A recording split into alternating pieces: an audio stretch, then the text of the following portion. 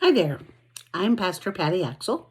I'm one of the directors of Evangelical Mission for this synod, and I want to talk to you about evangelism.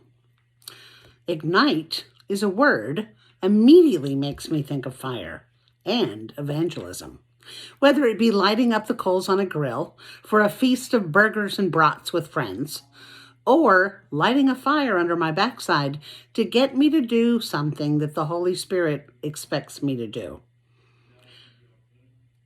It worked at Pentecost, didn't it? To transform the lives of leaderless and timid disciples into prophetic and dynamic people who were willing to do anything, to risk their lives, to tell the wonderful story of God's love through Jesus Christ.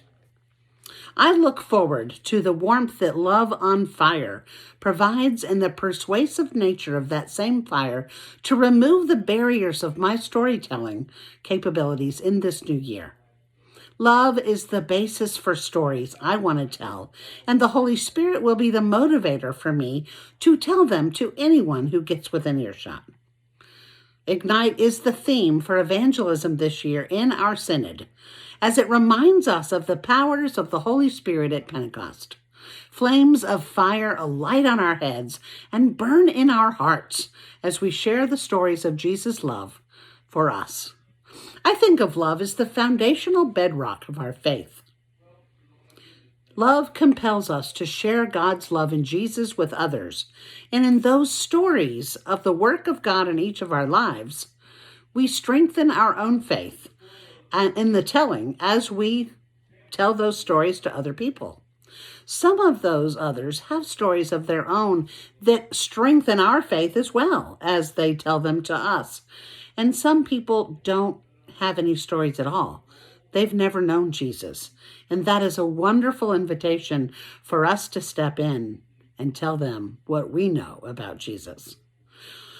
It sounds so easy.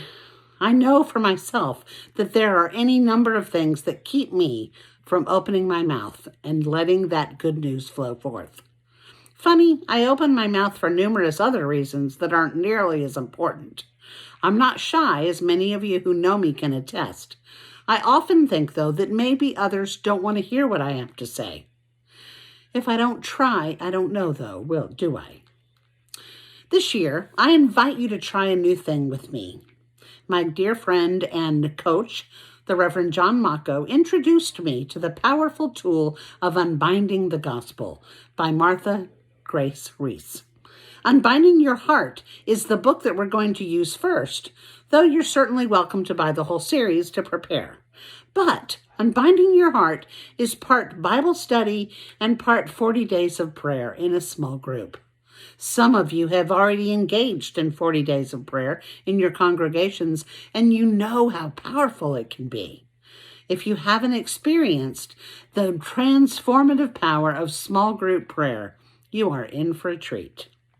First, though, I want to hear from you about what the word evangelism means to you. That word has an awful lot of baggage. What images, joys, fears does the word evangelism suggest? I have a friend from my first church who I think would have rather had a root canal than go door to door, but he was willing to do it if I asked him to. And I certainly appreciated it because he had really good stories to tell.